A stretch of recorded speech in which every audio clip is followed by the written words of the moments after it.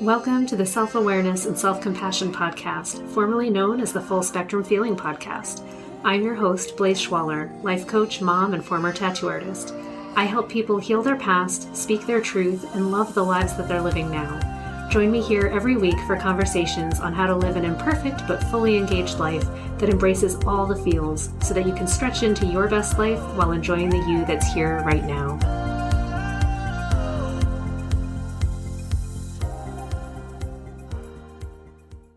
Hey, welcome back to Full Spectrum Feeling. This is Blaise, and this week I want to talk about boundaries. What are they? How do they work?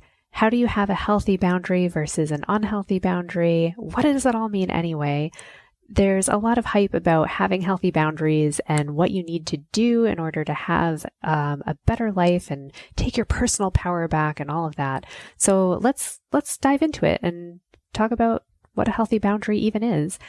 Anyway, so I think that boundaries are understood by most of us as having like this line in the sand past which someone does something and then we're like, nope, we're not going to deal with that. And we're either going to have a fight with them, cut them out of our life, ignore them forever, ruin their life, like whatever it is. But it always has a high emotional like flavor to it where we're like, oh, I'm getting nervous because someone's approaching my boundary or they're not taking my boundary seriously and then they're in my space and I hate it and then I'm going to have to do something. So that's my experience with boundaries, and how I felt in the past about them is like I didn't have any. So I'd be like, well, people just want stuff from me all the time and I'm just giving it to them all the time, but no one's really giving me anything back. And that's how I felt about my boundaries or lack thereof. Or I'd be confused as to why do all these people just come and tell me all their stuff and they don't do that with other people? What's going on? Do I not have healthy boundaries? So if you're an empathic person, a highly sensitive person, you probably spend a lot of time thinking about your boundaries and if you have them, what you can do to make them stronger, and feeling like you need more protection in general from life and the world, because it just seems like everything is coming in and it's difficult for you to filter all of that and make sense of it. And it's also hard to see where you end and the world begins. So in that case, it feels like everything that's going on in the world has something to do with you, and that maybe you feel responsible for it, as though you've made all of this stuff happen or somehow it was happening, but because you noticed it and you happened to be there, you should be the one to take care of it and fix it. And that certainly is something that I've grown up with, feeling like I can feel what's going on around me. I can feel everybody's emotions. It must be like I should do something to fix it. That was my thought. So if that sounds like you, hang in. We're going to talk about all of that stuff today. So let's talk about what's really happening there. So a boundary in an energetic sense is like, where is the end of you and the beginning of the outside world or the beginning of something else?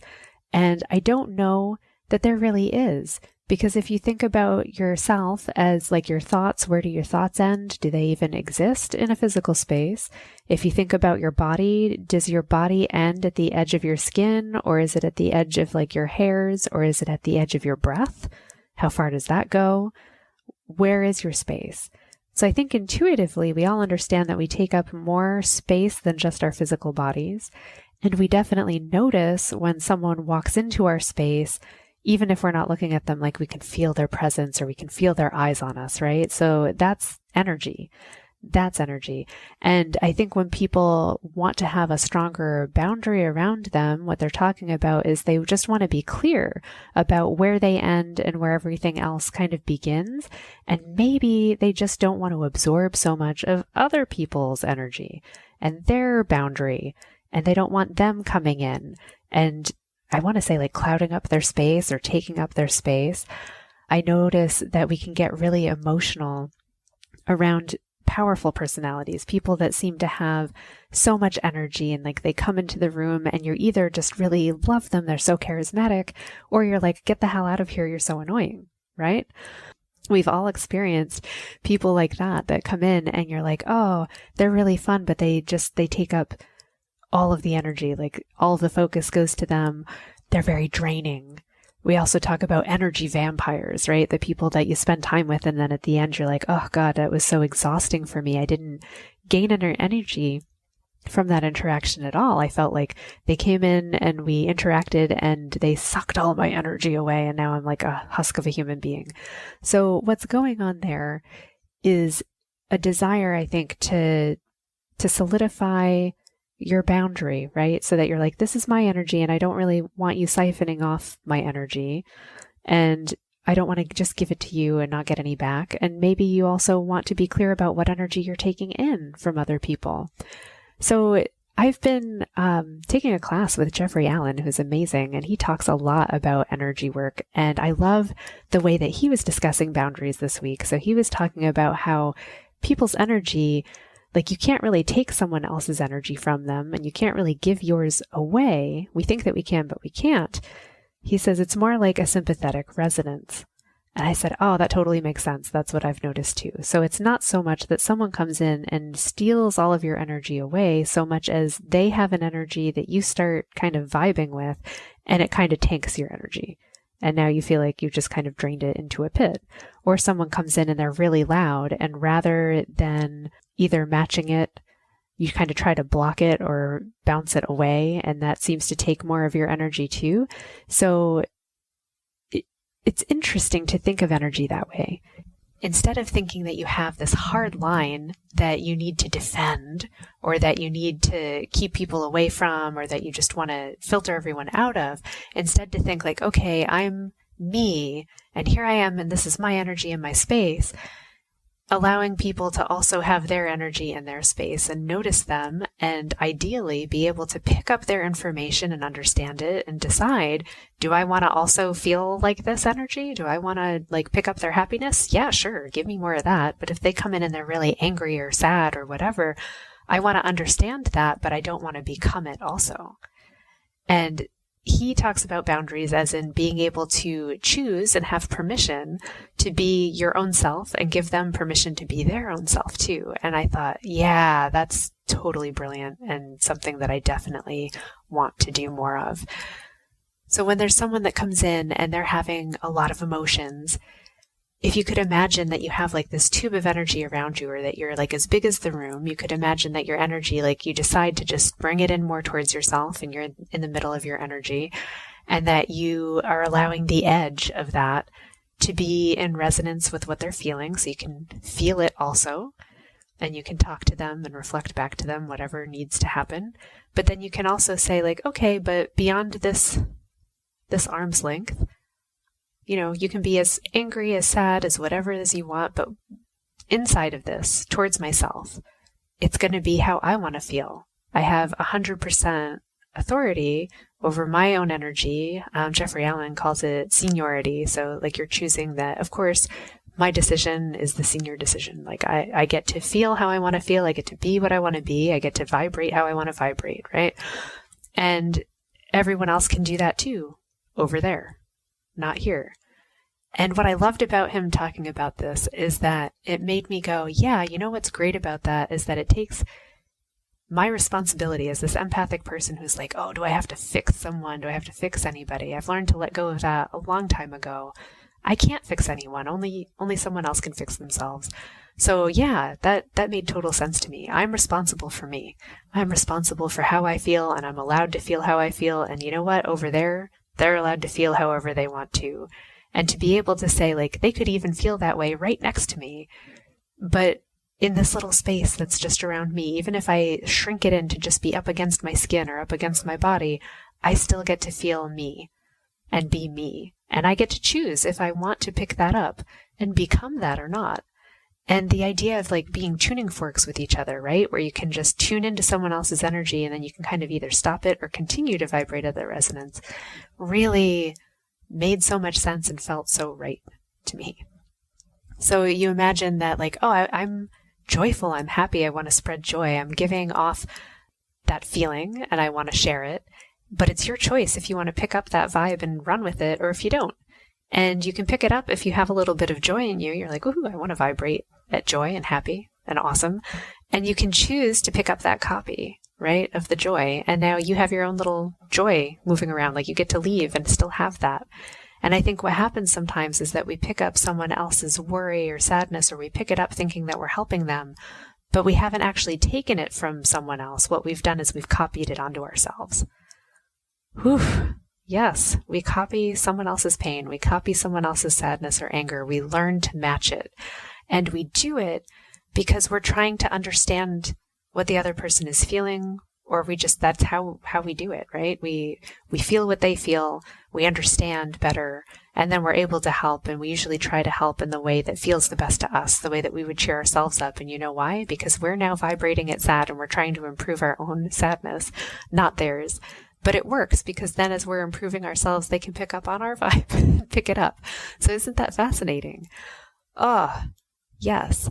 So how do we start to create this sense of, this is me, and I have this permission around myself to be what I want today, all the time, but just for now, starting with right now in this moment today, how do I want to feel? Or how do I feel? And say it's 100% okay. And I think it really is, it comes down to just being able to say that to yourself and say, you know what, just in this moment, it's 100% okay that I feel like this.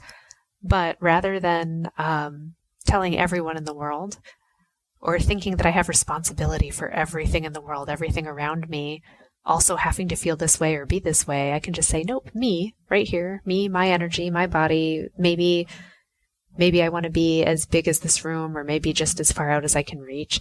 Great. In this bubble, I'm going to be, and I always choose content, peaceful, happy, grateful. Those ones just make me good. I feel good in that. But there are times where I'm like, I'm sad, I'm miserable, I'm cranky. And when I'm feeling cranky, I'd be like, okay, in my bubble, I'm cranky. But I don't really want to give that, like, I have 100% permission to be cranky. I don't have to spread it larger than that.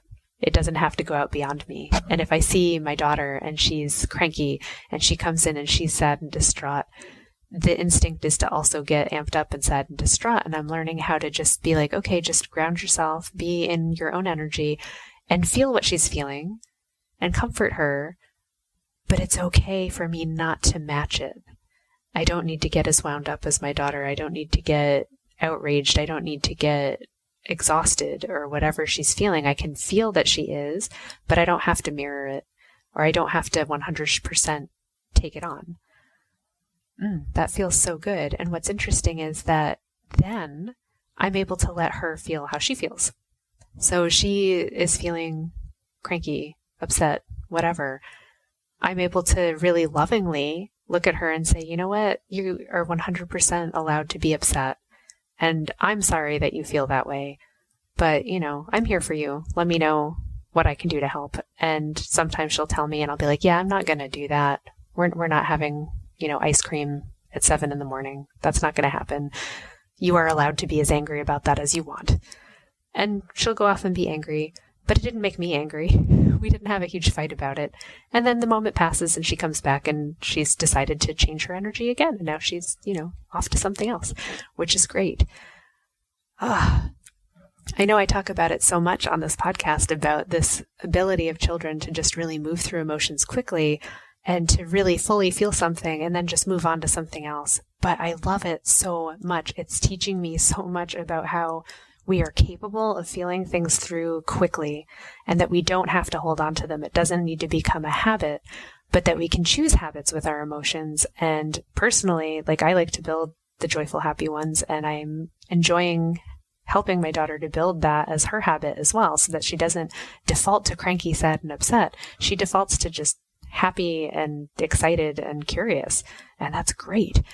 And then she has moments, as we all do, of being pissed off, angry, mean, whatever it is that she's going through, and then it moves on. And I think that's how it's meant to be.